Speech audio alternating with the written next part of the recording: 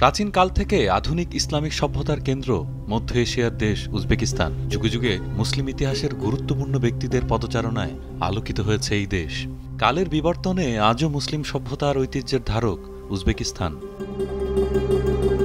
উজবেকিস্তানের তাসকেন্দে অবস্থিত হজরত ইমাম কমপ্লেক্স তার মধ্যে অন্যতম।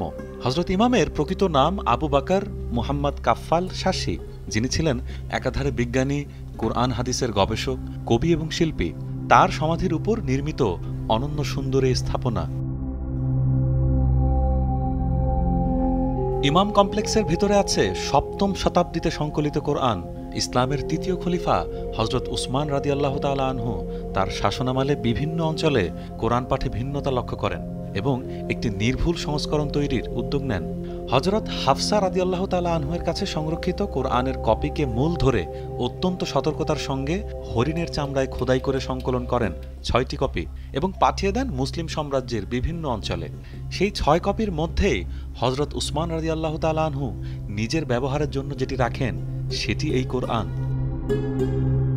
সপ্তম শতাব্দীর এই কোরআন যে সত্যি হজরত উসমানের ব্যবহৃত তা নিশ্চিত করে ২০০০ সালে ইউনেস্কো সনদ প্রদান করে।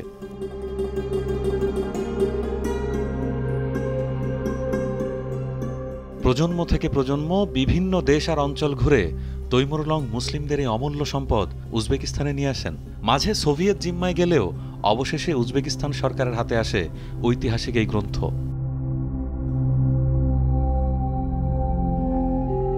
ছুরিকাঘাতে হজরত উসমান রাদিয়াল্লাহু তাআলা আনহুর মৃত্যু হয়। কথিত আছে তার রক্ত লেগে আছে এই কোরআনের পাতায়।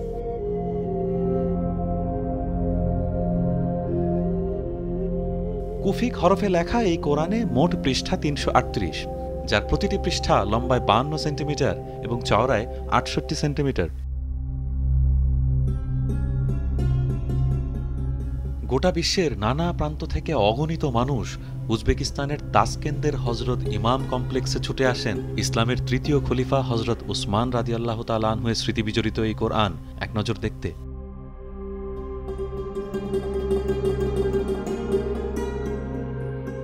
খন্দকার রুবাইয়াত, যমুনা নিউজ।